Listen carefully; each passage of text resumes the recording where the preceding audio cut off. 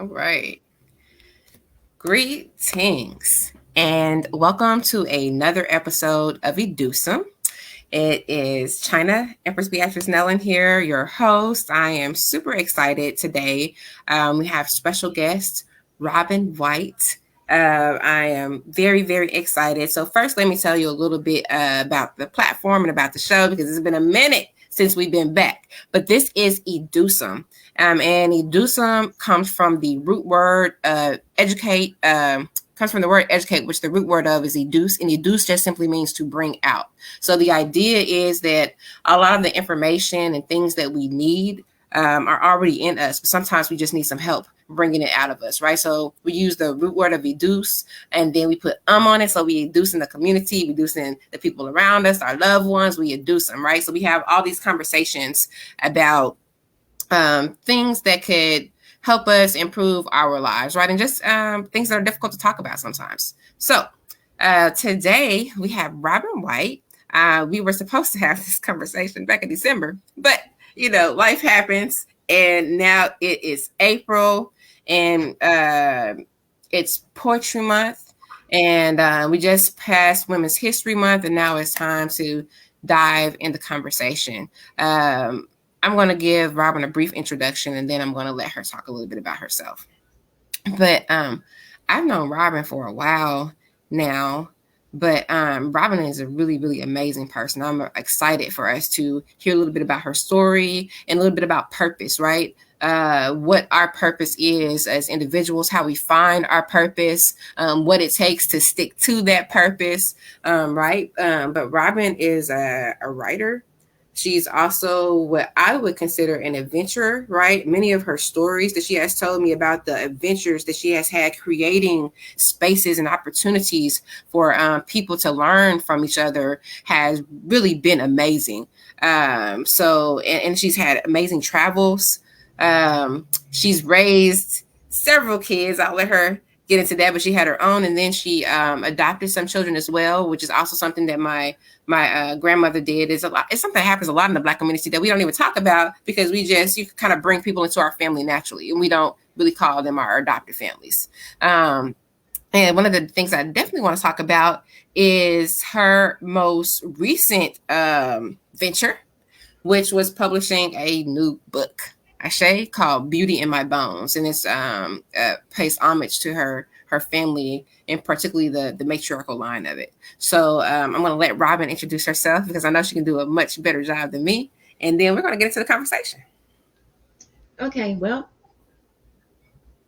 as you introduced me, Robin White, I hail from humble beginnings, a daughter of the North and South, whereas I was born in Michigan City, Indiana, and raised in New Orleans, raised in South Carolina, raised in Mississippi, raised on a plantation. My parents were sharecroppers. Mm. And here I am, Gullah Geechee and Creole, a backwater Geechee girl, and here I am standing in my shining convictions.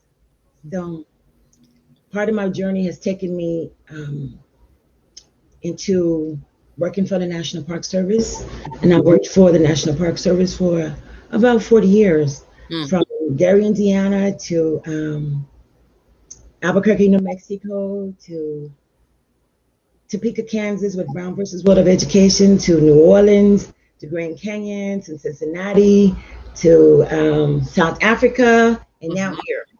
Yes. So that's been my journey, and coming into my being as to who I am today. So, as I mentioned to you before, today we're talking about purpose. I really just kind of wanted to briefly go over like some basic definitions of what purpose is. I think I might have X'd my page out that had the basic definition of purpose, but we'll just go to a new tab and we'll type in the basic definition of purpose. But I really wanted to talk about what purpose is and how we kind of move towards that objective, right? So me and Robin were talking a little bit earlier before everything came on, just about purpose and the importance of it. So let me know if you can see my screen, Robin. Let me know when I'm sharing. Can you see me? Oh, yes, I can see you. Okay. Can you see the screen that I'm sharing? Yes, I can see it. Okay. Awesome. So, let me see it. So it says purpose, the reason for which something is done or created, or for which something exists, right? That's the noun. Noun being a person, place, or thing. And then the action term for it, or the verb, is have as one's intention or objective, right? So the action word for it is that your purpose is what you're moving towards, right? It's your intention, your objective is what you're going for. The person, place, or thing definition of purpose is the reason behind the action, right? Why it was done. So I didn't even think of purpose in that way, right? It has a multifaceted approach to it as far as the definition is concerned. So now that we got a basic definition of what purpose is, right? We can go into kind of our own personal definitions of what purpose is and like how we try to move by that in some ways that we have kind of been swayed away from purpose. So I don't know if you want to start, if you want me to start, I'm open. Well, I look at purpose along with our potential. I look Mm, at purpose and potential. And where I come from, on my journey, I had to learn to live on purpose because there were mm, so many obstacles in the way. So I had to survive being orphaned at age 11 and just trying to find my way. I have, in all of my life, I have been living on purpose mm, and with potential, knowing I have the potential within me and determined not to go to the cemetery with mm, potential because I feel that there's mm. so much potential in the cemetery. So I was purposely trying to stay alive, living on purpose, and not to go to the cemetery with my purpose and potential. I say, I say, man, one, living on purpose, right? That's the Yes. first thing that came to me. Like the I remember talking to my homegirl the other day. She's my age. We're both in Aquarius. And it always seems like I just get along with Aquarius. Great. You know what I'm saying? It's like they already know me because we both the same sign. But we were just talking about being the age that we are and not still not quite having our feet grounded the way that we thought we would at this point, you know? Right? The plans you make and then what actually happens. But Mhm. but we were We were but we were talking about I was just telling her, even though I'm not quite where I want to be, it feels good to wake up every morning with purpose, knowing what the tasks are in front of me, with no matter how high they are, right? Knowing that I'm not going to get everything done, but just knowing that I have an objective this morning, not waking up trying to figure out, okay, China, what is it that you're supposed to be doing? I finally got that out the way, and it took forever. It took 37. Took that 37 to figure out what I was supposed to be doing when I wake up in the morning. But like me and my girl, we were talking about that, and what's frustrating for her is that she's in a space where she's not even allowed to move in her purpose yet because she's still in a debilitating job, right? Or she's in a job where she's learning a skill set that she wants to learn for her purpose, but she's still not able to really move in her purpose because she doesn't have the freedom, you know what I'm saying, that she needs to do what she knows she's supposed to be doing. And so I just think it's amazing when you say living on purpose, because so many of us live in this stagnated, you know what I'm saying, repetitive, like I'm just going to get up and go through the motion so that I can get this, whatever it is I need to get to pay X, Y, and Z so that I can go to the next one. So living with the purpose, I also feel like that's almost saying living on the edge, right? I see this I saw this post from someone, and he said bet on self daily, and it stuck with me, and I had saw it before, but it meant something different coming from an entrepreneur, right? Coming from someone who has to literally wake up every day and figure out how they're going to bet on themselves to make an investment and make an income, right? And a lot of, so I don't know, but when you say living purposely, living with potential, right? And then you say you don't want to be in a cemetery with potential. I say, right? How many of us go, you know, to the end of our lives without living or doing things that we had the ability to achieve? I'm not talking about extravagant, crazy, right? But there are so many things that we can literally touch if we just reach our hand out, but we won't even not because we don't want to, but sometimes I think we're really too afraid to reach out for the things that we want, and we don't know what's in grasp because we won't reach for it, you know? So wow, you gave me a whole lot of jewels. I don't know if you're ready to talk again. um, my yaya, my mother, once we moved up north, she was a nanny. So she went to Chicago, going from Gary to catching the South Shore, going to Chicago um, on that Sunday and coming back that Friday or that Thursday. So we didn't have her but for a couple of days, if that much. And then when during her art surgery, she had a aneurysm. So she never came home at age 42, and I was 11. So, but the only thing we had of hers was her brown bag that she used to carry her belongings in going to be a nanny, right? And in that brown bag, I found a letter from Ethel Kennedy taking my mother for being on the campaign and for Robert Kennedy. I didn't understand all of that at that time. I was 11. And I kept that letter till it crumbled. Okay. I remember it. And now, now I know what we lost. But also, I feel that she left me grounded with love, knowing the value of family, believing in myself, standing just not to be put in a box.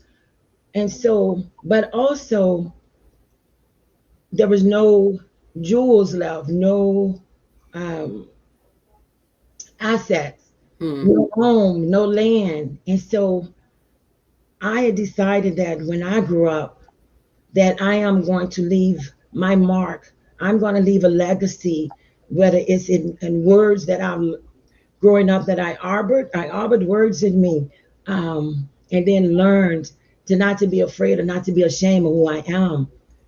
So her leaving and departing from me at an early age, though we had a relationship, whereas she taught me early on cooking, the value of spice, the value of family. Family is absolute. And every time someone migrated from the South, our house were the first house. And they would stay with us 30 to 60 days and move on to another family until they were situated. So family was always around. So that I value love, family, and us taking care of each other. And at the same time, I decided that society was not going to constrict me. I'm not going to be mainstream. I cannot live in a box. Even though I work for the federal government, I still had to find my voice to stand in my convictions and be who I am. And I have to fit, the jobs have to fit my beliefs. So every job that I worked, every opportunity I've gone into the community to serve the community, to be a servant leader, whether it's with Native Americans, whether it's with the Latino community, whether it's civil rights, whether it's natural resources. I was a ski instructor for 10 years. I used to track bears.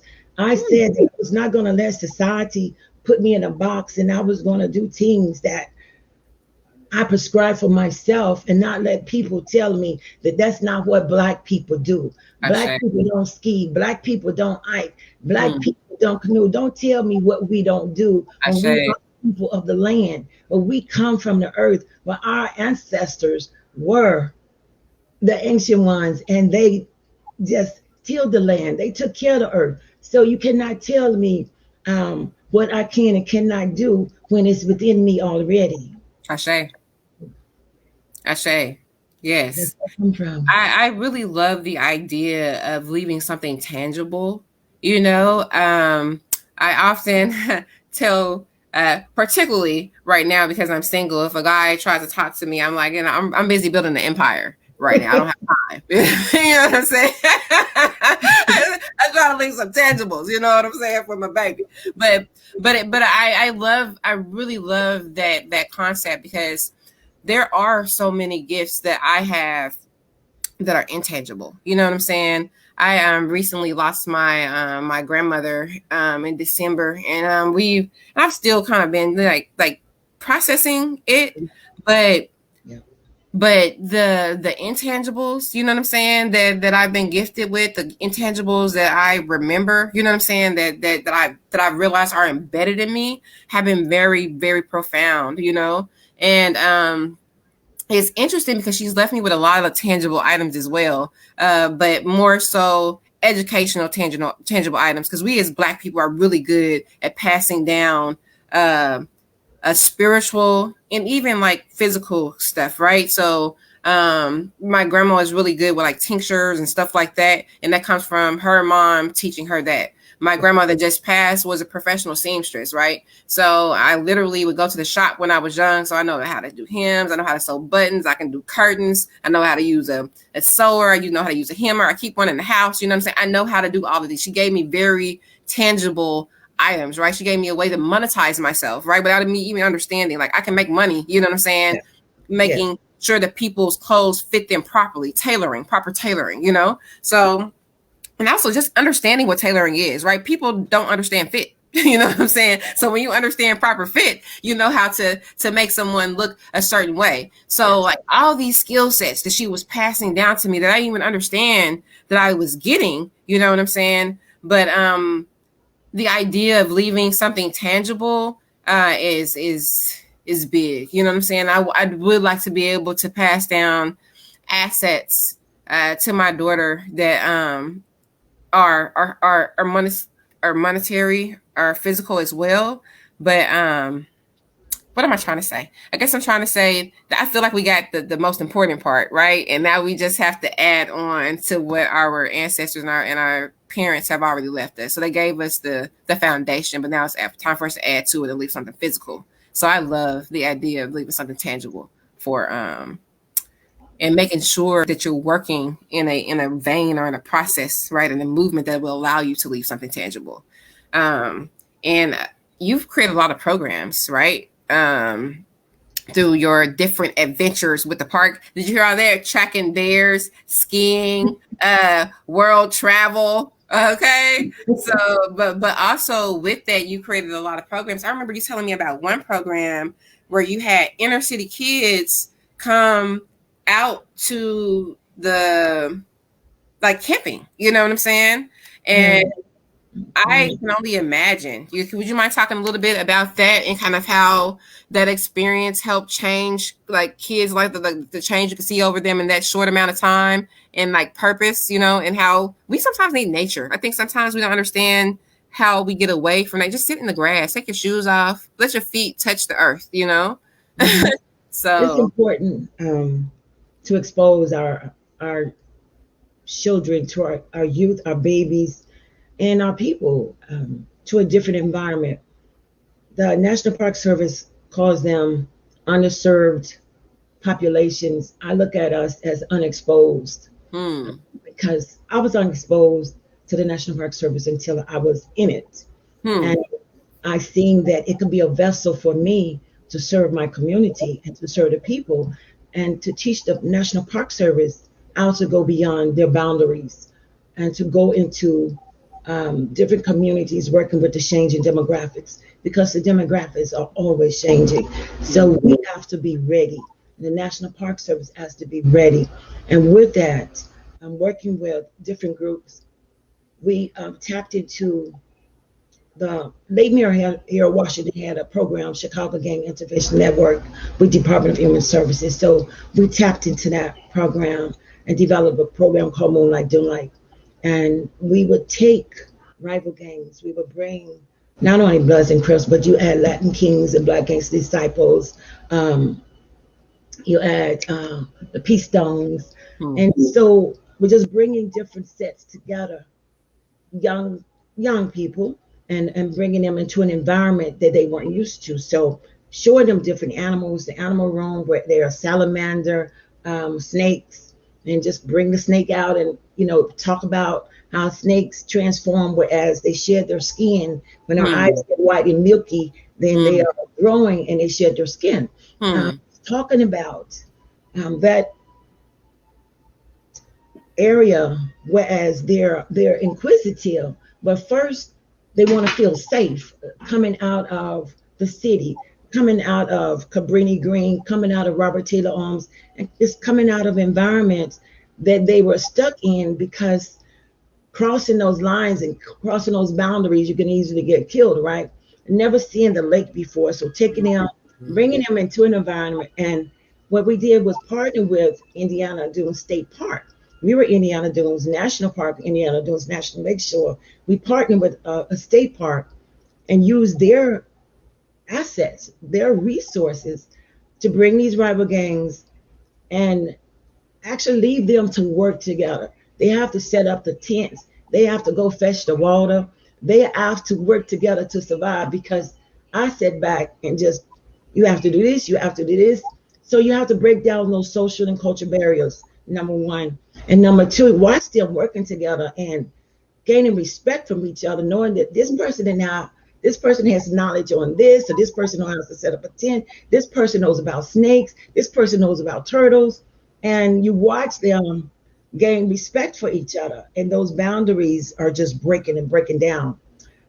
So we did that, and we would do it over the weekend. We wake up the next day. They were all in the vehicles. They had broken into vehicles because they said the raccoons was too big. So, they had never seen raccoons this size, or they had never seen animals of nature before. So that was cool. But our whole idea was to break down social and cultural barriers. It's like I'm being a shot caller, right?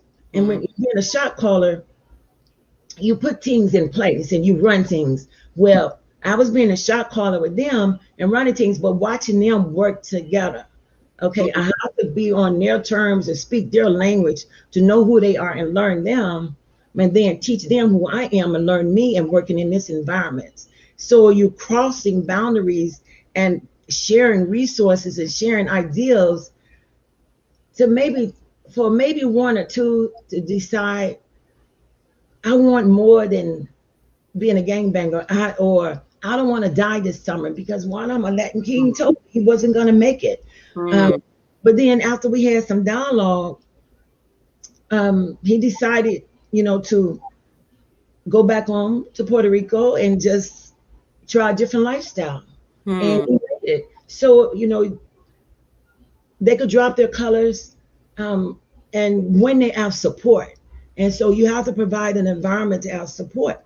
In my journey, I've raised about 50 children from Gary, Indiana, Albuquerque, New Mexico. In Albuquerque, I had 13 gang members live with me at one time. My parents was always bringing somebody home, someone that didn't have clothes or didn't have food, or their parents were taking care of them. My house was getting filled. But the thing is, what I began to do with those young men was teaching them public speaking. So when I get a call from the FBI, if I get a call from PAL or from the Native American community to come out and talk about gangs, I would take a true gang member with me and let them tell their story. And then they tell that story and say, oh, you're going to write this person that check. So they might get paid $1,700 or $1,800. And they see, wow, I did that. Yeah. And we're going to go and open up your bank account.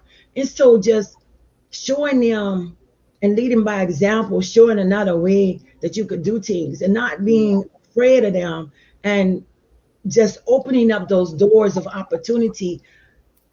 I can't walk through those doors for them, but I can help them get those doors open and see what they do. And so we had a lot of success with that as well.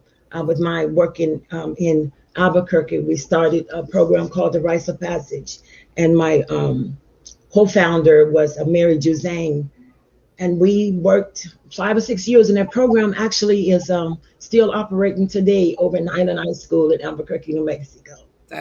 So we have so much that we can give to our communities. We have gifts that were blessed upon us, gifts that we are innately born with, that we have to nurture. And then we develop our skill sets as well. And that's how we give back and be tangible, because I want to leave my, what you say, intellect, right?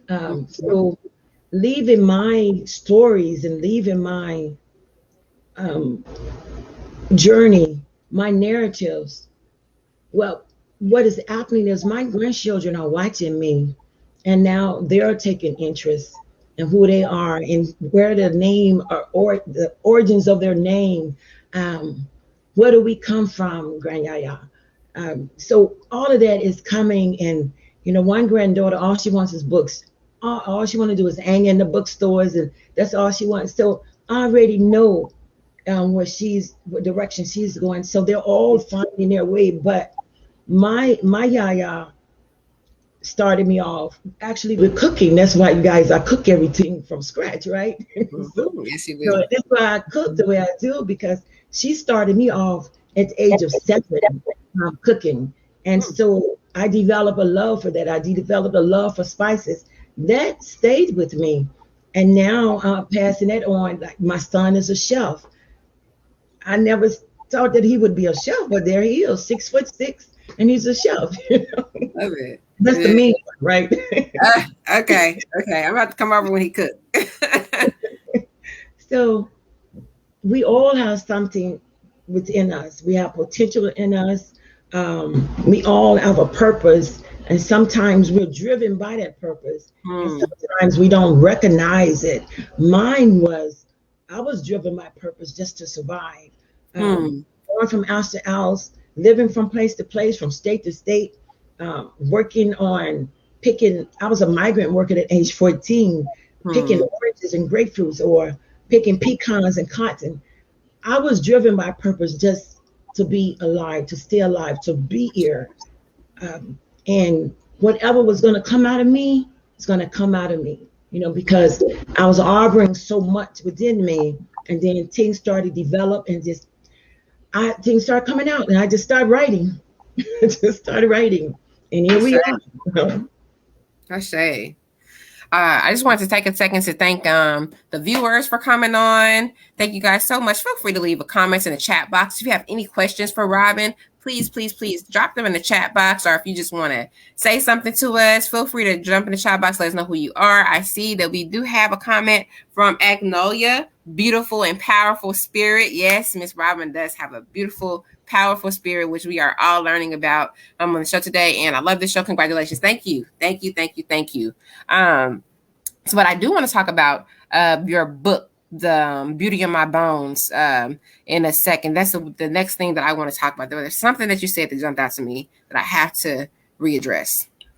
And you said it very early on. You said that when you were working for you still work for the federal government, but they identified the students as underprivileged, right? And I know that too as a teacher. A lot of times we try to come up with all these different names that don't seem stereotypical, but you said unexposed, and that's so true, right? But I just don't have access to it.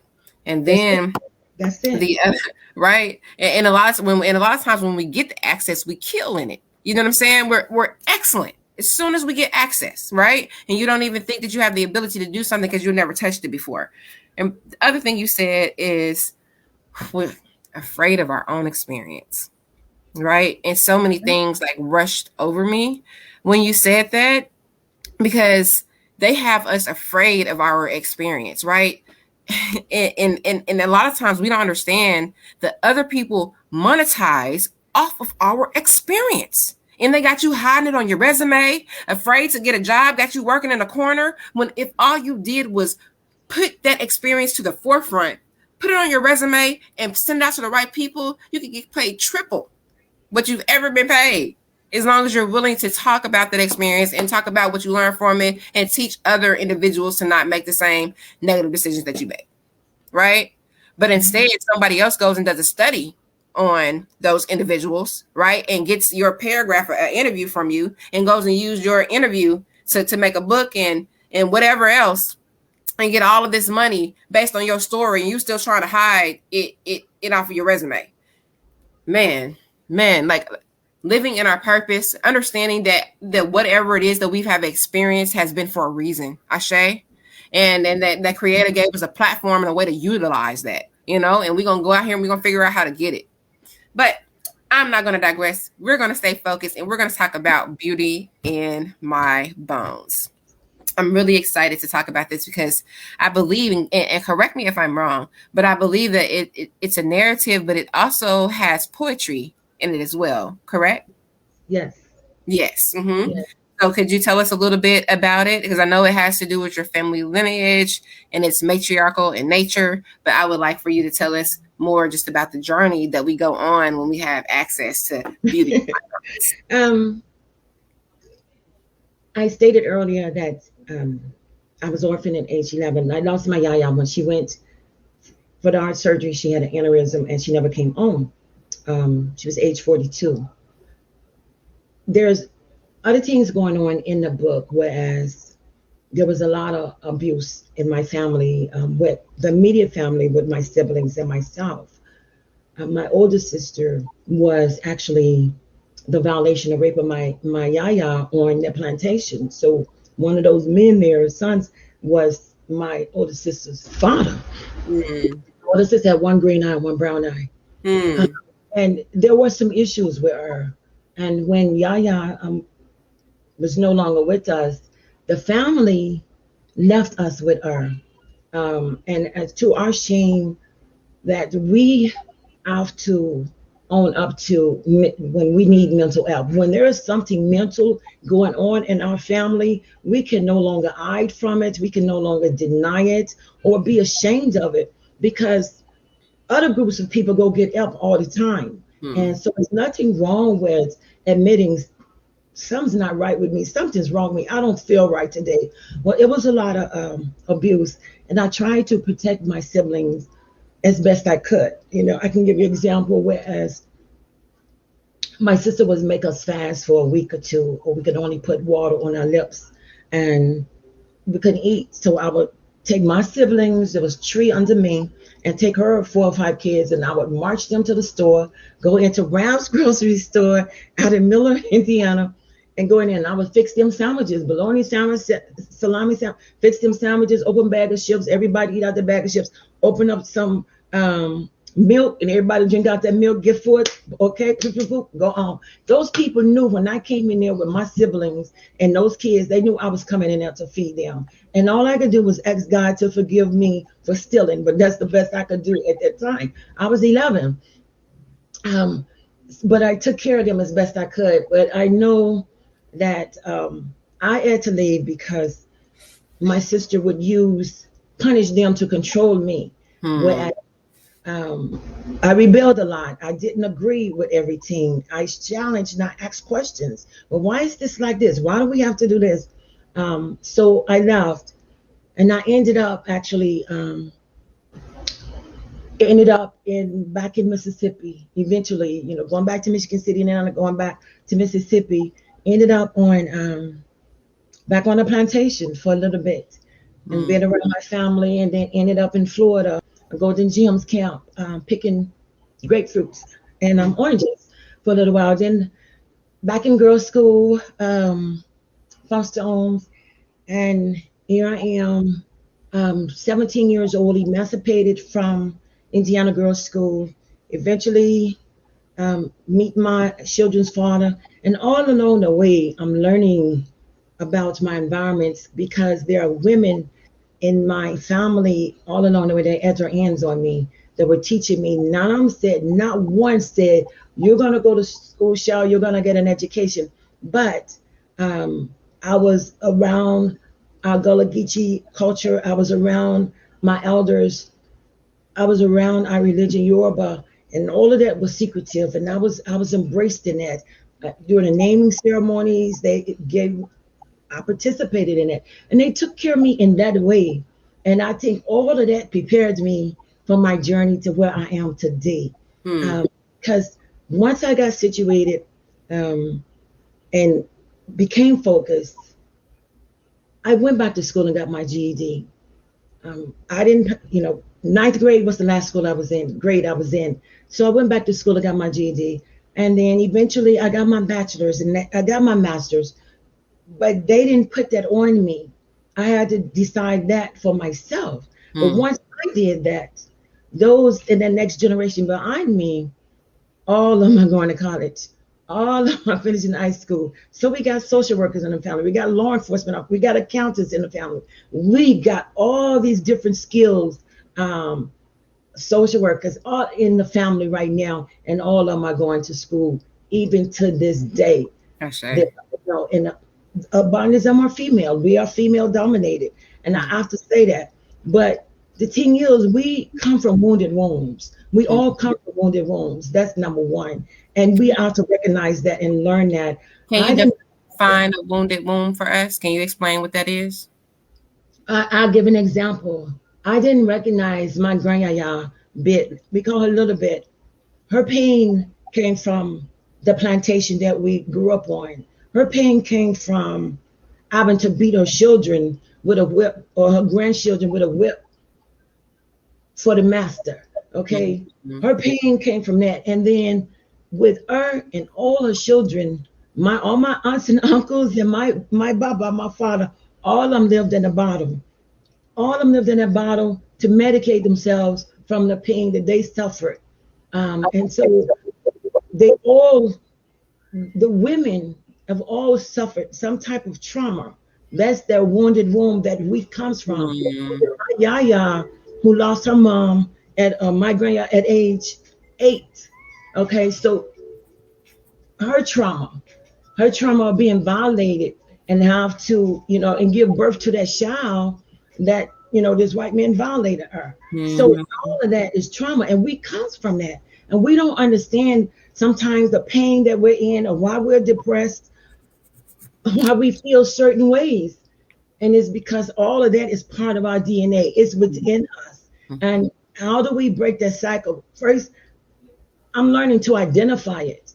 I'm learning, Mm-hmm. oh man, that's where that comes from. Okay, that's why this is like this. Mm-hmm. And with that, I'm learning that I do not have to apologize. And I'm encouraging women to move from that space occupants apology, and men as well, where we are constantly apologizing for our existence, for the way we sound, for how we look, for our skin color, for our religion, for what we believe in. We're constantly, I'm sorry.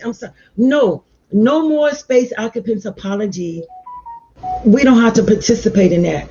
We claim ourselves, own ourselves, love ourselves, self validate that you are significant, that you are beautiful. I've been told so many times, how ugly I am. You're ugly. You're African witch, you're African bee, all of that. But that also telling me that I'm gonna be, have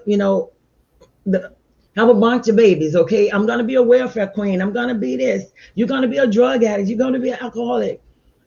All of that fueled me. All of that drove me. And I knew what I did not want to be. I didn't know what I wanted to be, but I know what I was not going to be. Okay. I was not going to be an alcoholic. I was not going to be a drug addict. I had a bunch of babies, but they didn't come out of me. So, so it's taking ownership in loving yourself. So I had to learn to love myself, not being ashamed of being Gullah Geechee. That was at one time, that was a derogatory time. You hear, come here, you little old nappy Geechee girl, yeah? And people say that, right? And so you become ashamed. So Beauty in My Bones is talking about how learning to love yourself. Owning what happens to you and learning that is not your fault. I was violated at age 11 by my sister's friends. And when the police found me, they took me to jail. I was in jail for a week. They didn't take me to the hospital. So I'm wondering, what did I do? What did I do wrong?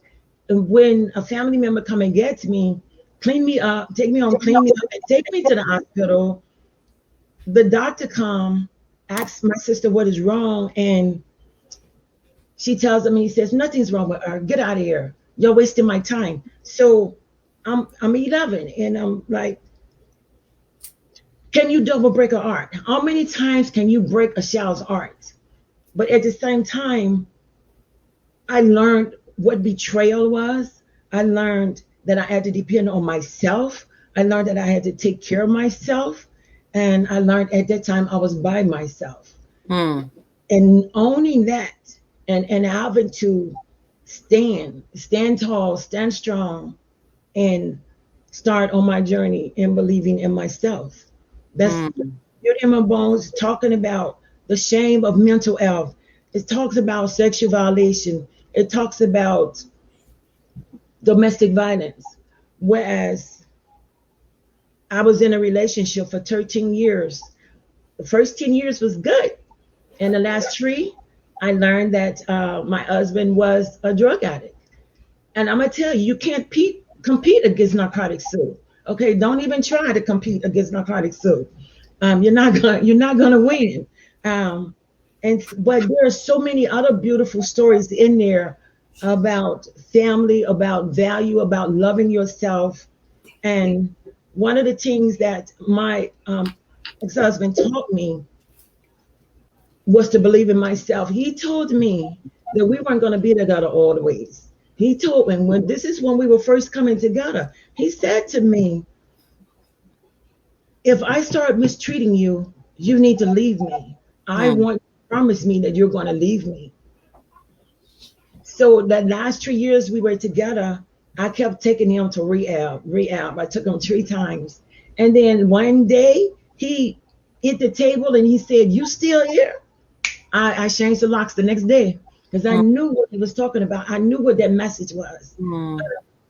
And so, Beauty in My Bones is about a journey of discovering yourself, also recovering, social and emotional recovery, but learning to unapologetically be you, who you Mm. are, and That's- self validation. You can't wait on others to validate you, and you don't need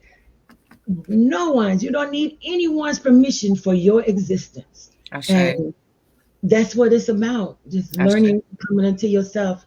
And that's my journey. That's right. Beauty in My Bones. It's available on Amazon if you are local, because Robin White is the local superintendent here at the National Park site at Little Rock Central High School National Park site. So it's in 2 local stores as well. It's in Pyramid Fine Art Gallery, owned by Garbo, and it's also available at Mosaic Templars. So if you're local, you can go pick up a physical copy there. If you are not local, you can go to Amazon and type in either Robin White or Beauty in My Bones, and you can definitely get that. But also, I want to shout out right quick. Tony Wyrick, he's been all in the comments, and Deborah Johnson. They're very engaged. They're powerful. Wow. It's part of our DNA. They're just reiterating everything that you're saying because Robin can't see the comments. Only I can see the comments. So she's not seeing any of the feedback that you all have been giving her. But I mean, I've just been over here, I'm saying, over here taking all kinds of notes so that I can and I respond.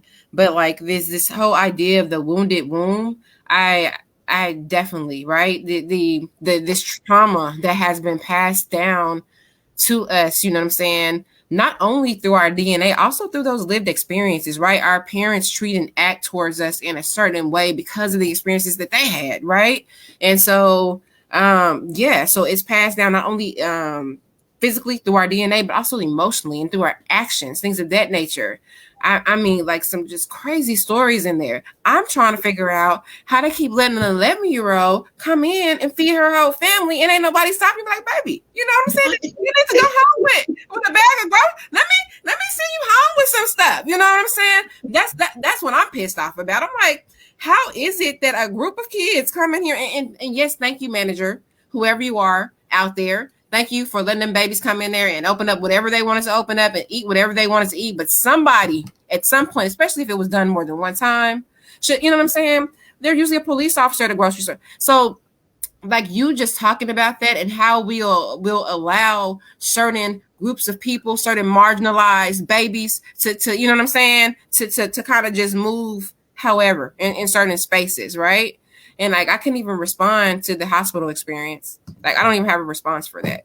I, And then we have to deal with the issue of trusting the hospital, right? So not only do I have negative experience, right, and know of all these negative experiences that the people that I love have had, that my grandma has had, that my auntie has had, that my yaya them done had, and my grand, you know what I'm saying? And now I have to go and trust this facility again, right? I have to trust them with my life when I'm getting vaccinated. I have to trust them with my daughter's life when she's sick, right? You think I'm gonna trust you when I have a baby, but I don't. I'm gonna have my baby at the house.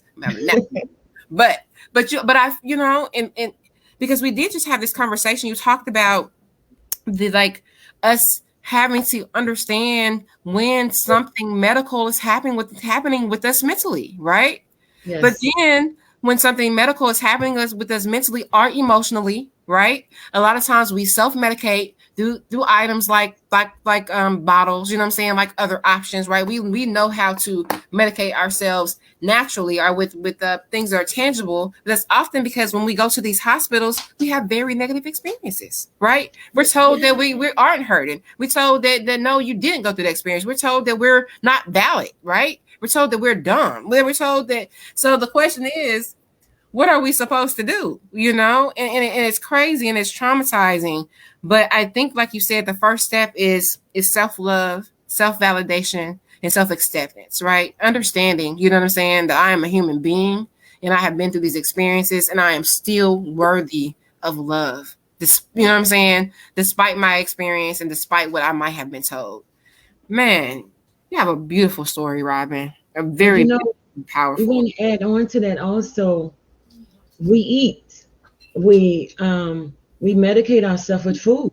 Yes. Not Yes. only the liquor or the drugs, but or even sex. We medicate ourselves, or Yes. we go into um, what I call we go into relationships. And the book for me was a mental hygiene. Okay, I was Mm. purging. That was my opportunity for mental hygiene. But a lot of times, when we don't value ourselves, we go into bad relationships because we think we're unworthy, and we go from one to the other, from bad to worse to worse to worse, until things just implode. Mm-hmm. And so that's why I say we have to unapologetically love ourselves, be who we are, stand in our convictions, and just we got to shed that shame. I Yeah, say. shed that shame. And I just wanted to put in that goes both ways. And it's amazing that you just said what you just said, how we can use relationships to to to either suffocate or try to hold up. Because I had a conversation earlier on Educeumm with Baba Amin, and he was explaining to me how he was in a space at one point where he was so messed up, he would get in a relationship with someone who was more messed up with him, so he could focus on them and not have to focus on him. You know what I'm saying? Yep. Let me go help you out, so I ain't got to Mhm. work. But that makes so much sense. We do it all the time. We don't take time to look at self and focus on self. And I feel like that a lot of times that's how people become so self-righteous. I remember I was having a personal conversation, a private conversation with my aunt Debbie. She's my auntie, but like, like love auntie, you know what I'm saying? I've just known her for my whole Mhm. entire life. But she was telling me how she was on a thread, and it was a African Center thread, and this guy, and she responded because she appreciated what he said, and she responded amen instead of ashe. Mhm. And because she didn't respond in the proper format, all of a sudden she was all this, all of these negative terms, and she was literally trying to give positive energy in the way that she knew how to give positive energy, but she wasn't black enough all of a sudden.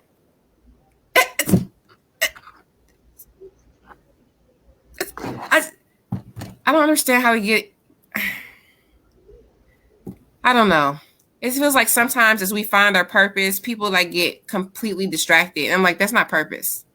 And so I would like to talk a little bit about how were you able to stay focused on your purpose? You know what I'm saying? How were you able to not overcorrect? It feels like sometimes when we've been through an experience and we're able to pull ourselves out of the experience, sometimes now we want to look down, you know what I'm saying, and be negative, and you know what I'm saying? And I don't really understand how people get to that point, having gone to the experience that's themselves.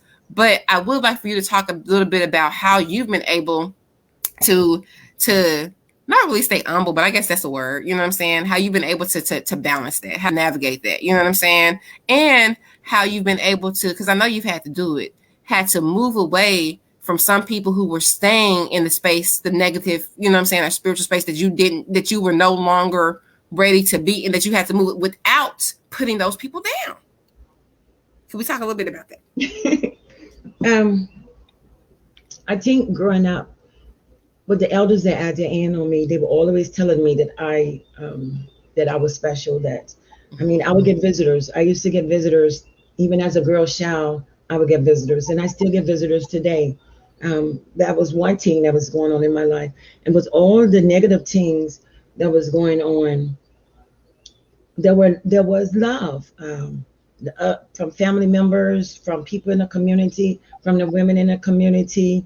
Um, at one point, my sister had put me out in the ring. She used to make us stand in front of a window when it's turning and lightning to scare us, right? And so one time she put me out and it was thunder and lightning, and I had to walk blocks and blocks and blocks to someone's house. And no one ever said anything about the whelps on us, or the bruises on us, or just our body or face disfigured. No one ever said anything. And so I was alone in one way, but then I also had to not focus on myself and try to focus on my siblings, to take care of them. So, and then when my sister had me actually sent to, they committed me to Indiana Girls School. Um, I ended up at Crown Point in Crown Point Detention Center. I was a bad kid. I broke out of Crown Point Detention Center. Okay, I was not good. They was not gonna hold me up in there. I was like John Dillinger. They was not holding me up in there. But at the same time, I was running away, going over to Chicago and trying to find the Black Panthers, trying to find Fred Hampton. I had something in my mind um, about who we were and who we are.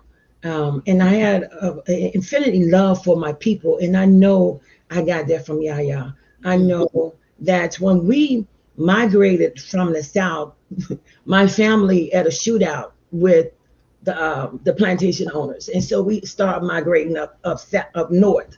Gosh, sorry. And so I know we were fighters. I know that we were warriors. That was already a scene that I know that there is so much beauty in us, because one day I come home and there's a red-headed girl like me, dark skinned like me, and I just thought that she was a family member sent up to stay with us. And weeks later, she was gone, and I asked Yaya about her, and she told me that was my sister, and she told me that my daddy, my Baba had another family, and the lady was sick, so people in the community took in her children, and she took in one.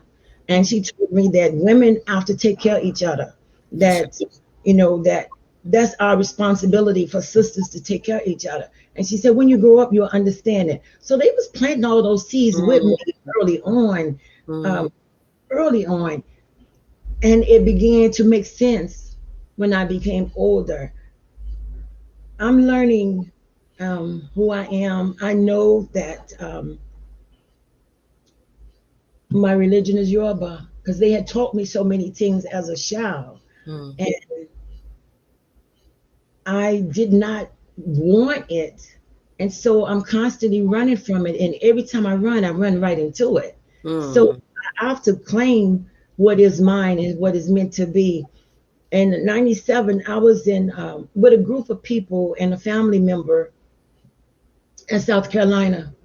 And everyone native kept walking up to me and talking in Gala. And they just talking to me. And my cousin said, she been gone too long. She don't understand. But I was beginning to understand. It was coming back. And the last one to come and talk to me, speak to me, she said to me, bring your bottom back home, child. We know who you be. We love you. That's what she said to me. And I just started crying, because I'm way over in South Carolina, and they recognized me and they showed love for me. I hadn't been back to Mississippi in 40 years, and I go back for a family ongoing, and people at the gas station looked at me and they said, "You some kin to the deceased." I pull up at the church, The guy opened a door, valet parking. The first thing he says, use some can to the deceased. They don't forget you, where you come from, and it especially it's gonna follow you everywhere you go. And my living in Albuquerque, New Mexico, running my going to South Africa, hanging with the Zulu tribe, my going to New Orleans, is going back home.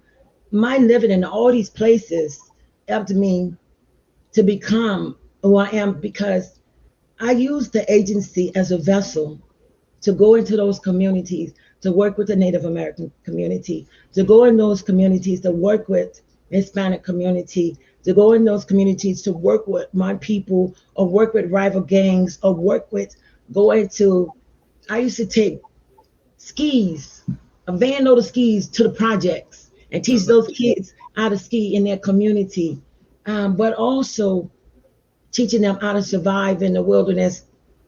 Those are the things I learned early on when they was taking me outdoors and teaching me about the plants, and how to make oils. I learned that from the elders. I believe that's what that was meant to be. And then the second part of my life, was to come back into my family, for to get us under control. And then the third part is coming here into the National Park Service and using it as a vessel to be a servant, universally, not just in National Park Service, but universally. Whereas we have a partnership, or we have fingerprints in South Africa, we have fingerprints in Ireland, we have fingerprints in New Zealand. All our footprints is all over. But the thing is, we can't let others stain our soul. We Mm. can't let others leave their dirty fingerprints on us. Mm. Okay. And when you recognize that this person is poison, you have to divorce yourself from that.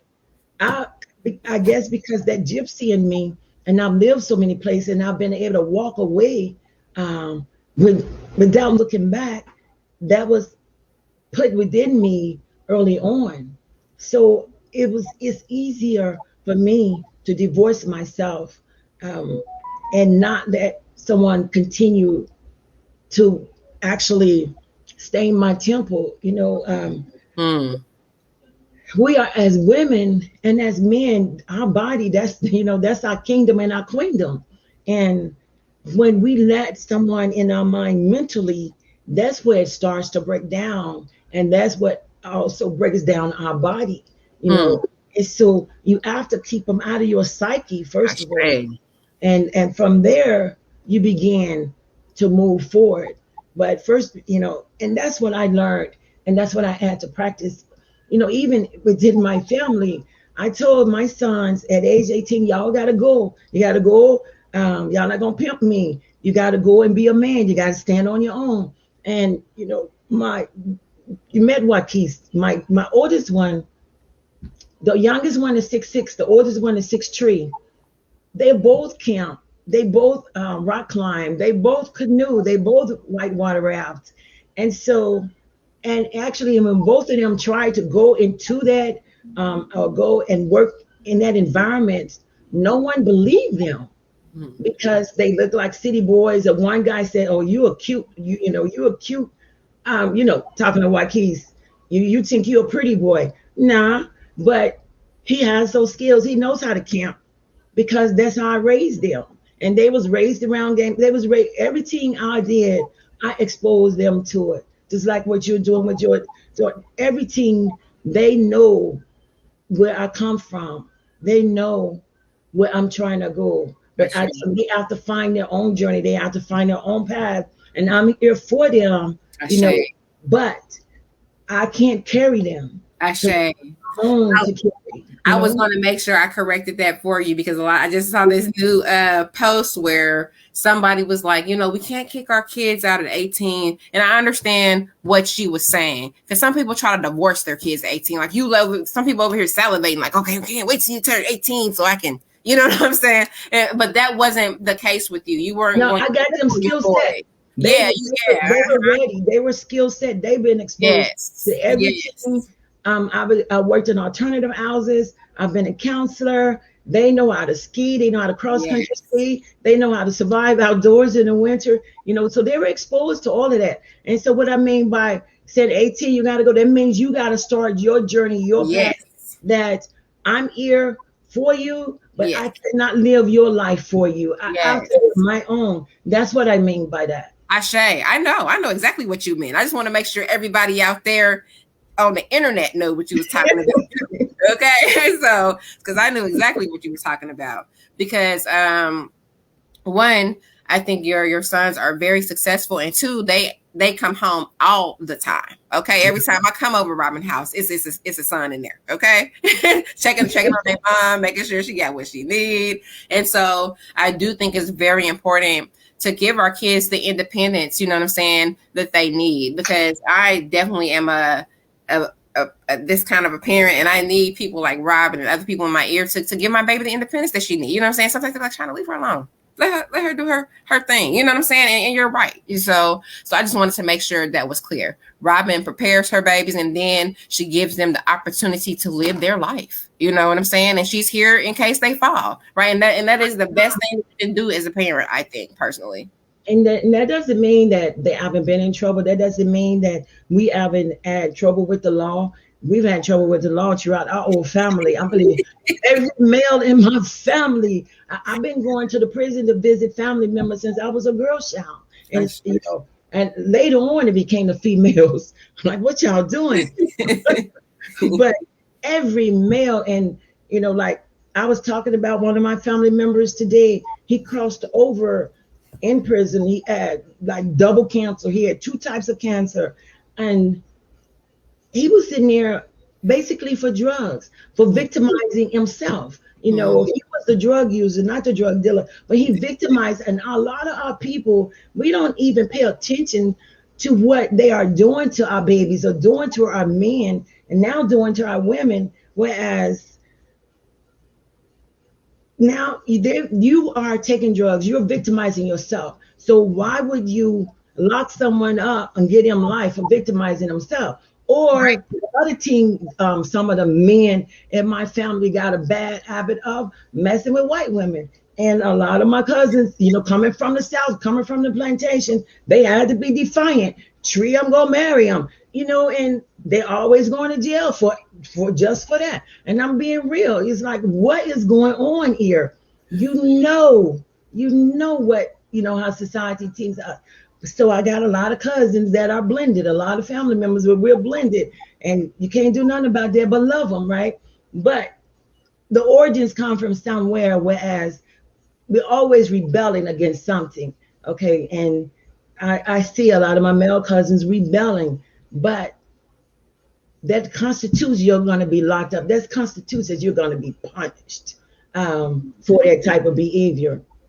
So, and I'm not saying that my family, we comes from a whole lot of things, and I love my family because they are the making of me, and I don't disown anything.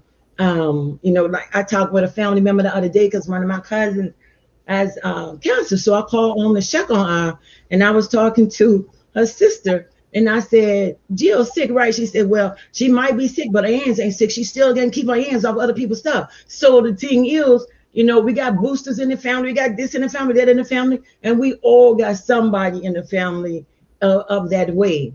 Or we all got a drug addict in the family, or we got someone that is mental in the family. And sometimes we own it and sometimes we don't. But one thing I will encourage you to do is that when it's time to seek out, seek out. When you know someone is in a bad way, try to help them. Don't let them go down that rabbit hole by themselves. Just try to support and help your family as much as possible. Ashe. Ashe. Well, So, it's been no. It's been an amazing conversation. We're already at an hour. I remember like okay, when we were setting up, we were like, okay, so it doesn't have to quite be an hour. Use like 45 minutes, but if we get to an hour and a half, I'd be like, Rob, we gotta shut it down. So, because I got more questions, but we might have to do another session because I don't want to move into 2 hours. You know what I'm saying? I But got I did you. want to say that it's been an amazing conversation. Um, And I do got to add this one thing though, because it's something that you said that really stuck out to me. Really, two things that you said that really stuck out to me. But I'm gonna touch on one, and we're gonna save it for later, and we're gonna bring some other people Sure. on about that. Okay, Sure. touch on that one first. Sure. So you, yeah, I gotta talk about it because you said it, but you said, we got some rebellious babies, and they decided to marry white women. You know what I'm saying? And there were certain repercussions that came back on the family because of those relationships, right? Yeah. And later we can talk about that, because I do a show that I recently started with a friend of mine called Culture Spectrum, and it's with Steve James, and he's a white dude, but he one of those black whites or white blacks, but however you want to call it, someone who's culturally, you know what I'm saying, been immersed in the culture their whole life, you know what I'm saying, and just move like a black person. So, and then it's interesting because we are always having these conversations. And I'm one of these people. I'm always having these conversations about, you can't talk white. You know what I'm saying? There's no such thing as talking white. It's BS, right? I articulate my words. That's all it is, right? And then I know all kinds of white people that talk country. You know what I'm saying? They got all kinds of crazy accents. So there's no talking white, but there is a such thing as culture, cultural mannerisms, cultural behaviors, swag. You know what I'm saying? And that's more so when I'm talking about SJ. I also think it's really interesting that you said that those men who did that had a very rebellious character, right?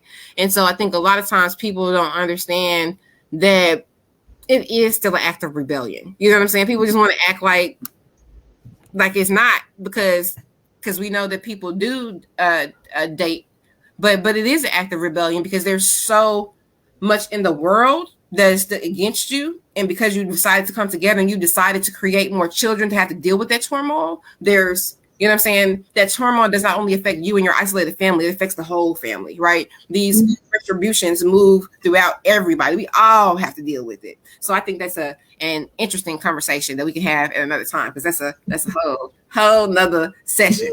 But one thing that you said that actually Deborah Johnson repeated, she said, don't allow anyone to spoil your temple, right? And I just wanted to touch on that again, because I think a lot of times when we think about our temple being spoiled, about attaching ourselves to people who are not healthy for us, who are not good for us, we think about significant others, right? We always think about a partner, you know what I'm saying? Or about someone that you're in a long-term committed relationship with, that you see on a regular basis, that you have some type of intimacy with. But I think that you can be spoiled by people that you are friends with.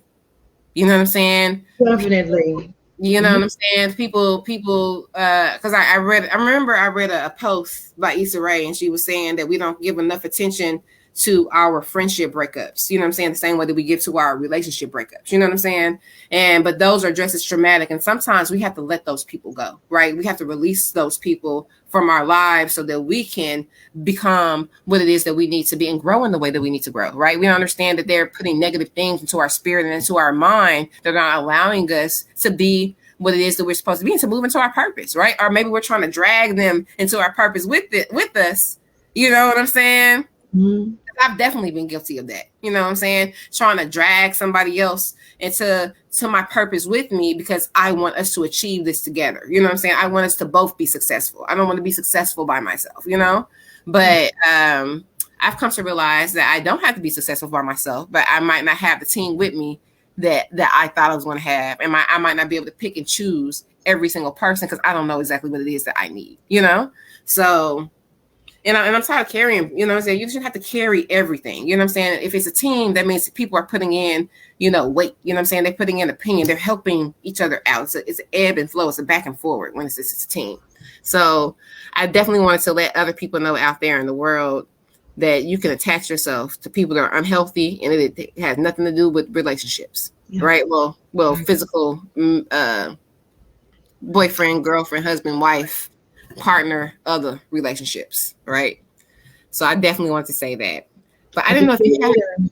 The creator and the ancestors, they send people in our lives. They send, like, even here, you guys kind of see that I'm a loner, but you're in my life.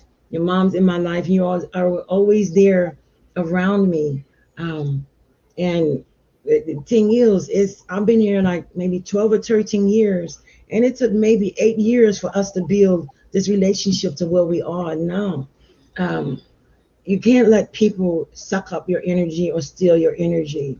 Your energy is yours and it's precious. And Mm. then when you share it with those that are worthy, or those that that are in need, but they're not sucking it from you. It's just like um, sometimes you see a homeless person, and sometimes you don't give, and then other times you see a homeless person and you give. You go out your way to give. And Mhm. so you pick up on things, but we all have that ability to read people, to read others, if we tap into what our intuitives.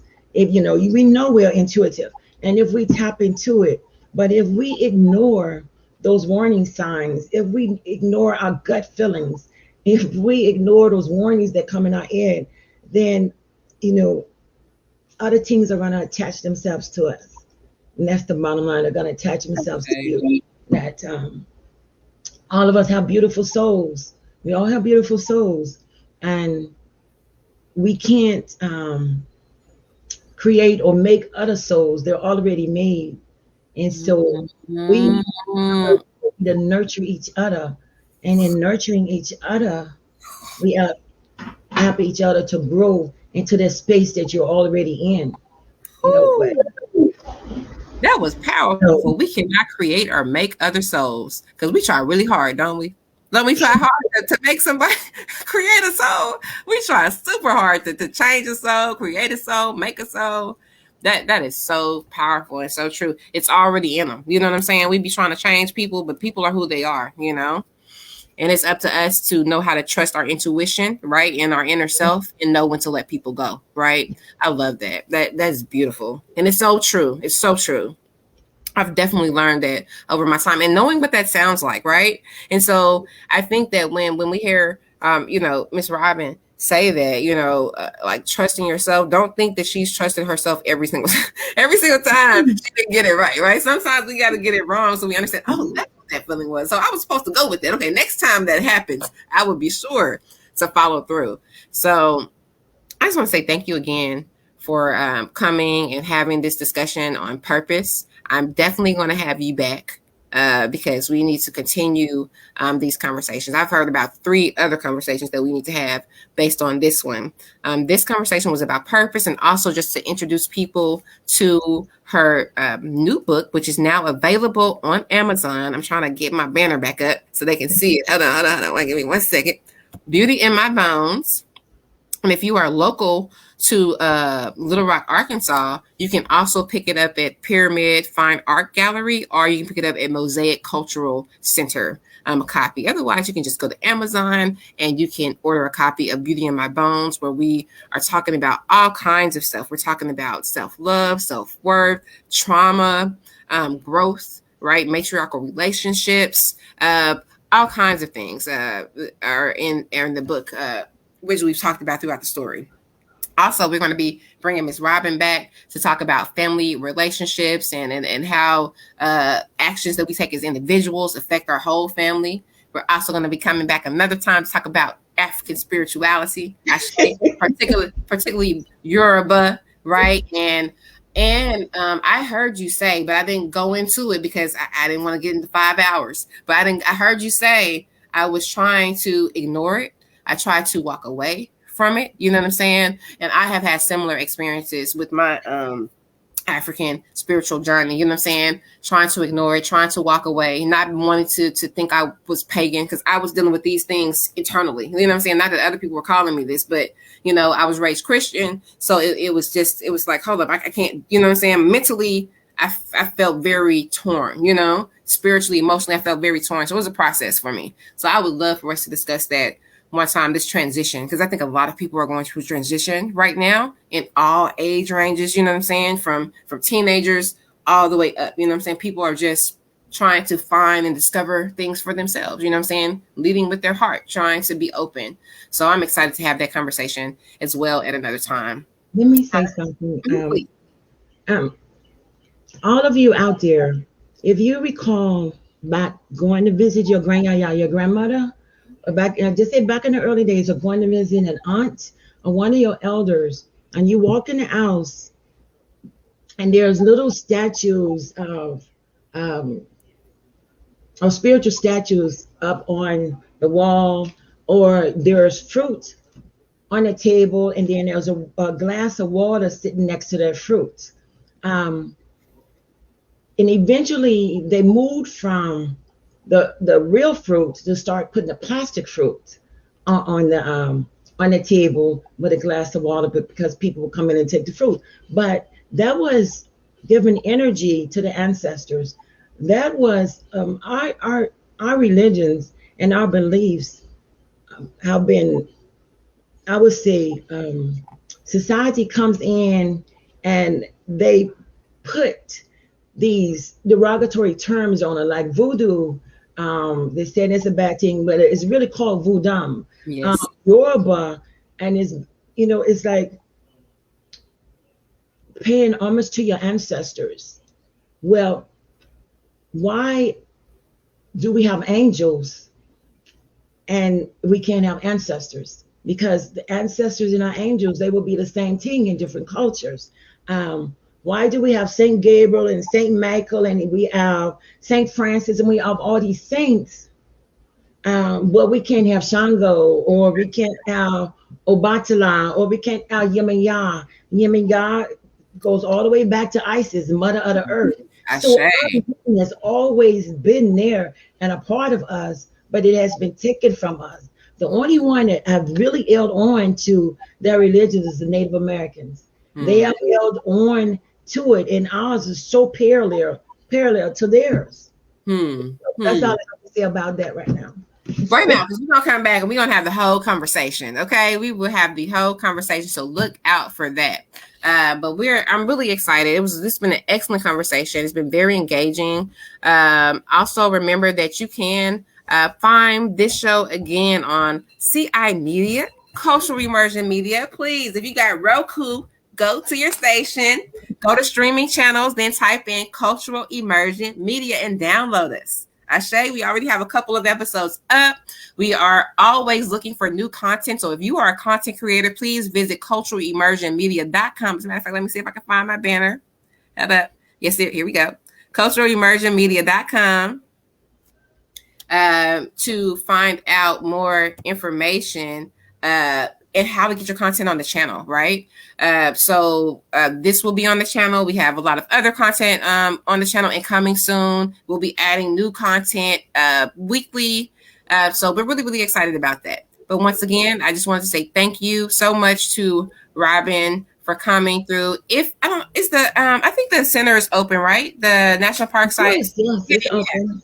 Yeah, so if you have not had a chance to go visit the Little Rock National Park site in Little Rock, Arkansas, located across the street from Little Rock Central High School, 1968, is that correct? 1957, 19. You're talking about the Central High Crisis? Yes. You're talking about that? Yeah, 1957. 1957, my bad. I was off 10 years. Okay, so 1957, the Little Rock Crisis, where 9 African American students integrated Central High School. Too long. Yes. Yes. 9 African American students integrated Central High School, and of course, the outcome, the fallout from that. So, Elizabeth Eckford, Minnie Jean Brown, Gloria Ray, I say, Kalada Walls Lanier. What's his name? Ernest Green. Come on, help me out now. Ernest Green. Dr. Roberts, Dr. Terrence Roberts. Yes.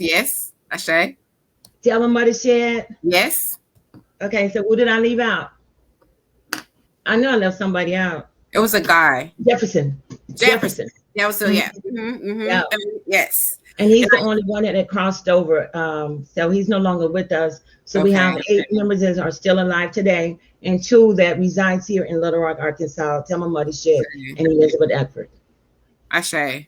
Ashe. And they have a powerful story in and of themselves. So we might have Robin back on to talk about that. And we can just add some links to some powerful events and things of that nature that have been happening and some information on how to go to the website. But if you're a Little Rock native or if you're anywhere by Little Rock or you're driving through anytime, please stop by the park site. It's a beautiful park. It's small, but it's packed with information, very interactive, very informative. And they also sometimes do, I don't know if they do it because of COVID, but they used to have tours at the actual school. And there are also some local, very near physical sites that you can look at as well. They actually have quite a few visitors. So that's an amazing and fun trip if you ever want to do it. And Robin is the superintendent, so you will be welcomed warmly because she has an amazing team. So, so yes, thank you again, Robin, for coming. Thank you guys out there in internet TV, Roku land, okay, All for right. And thank you, all of you, for participating and giving us your time. I yes, want you just to continue to make a powerful day, make a Ashe, powerful evening, and Ashe. until we come together again. I say so. It's been wonderful. Catch us on Educeumm. Please remember to like the Educeumm page. Remember to like the Cultural Emerging Media page, and feel free to visit us on our website, download us on the Roku channel, and most importantly, go to Amazon. Check out Beauty in My Bones. Ashe. We will see you guys next time. Peace and light. Okay. Ashe.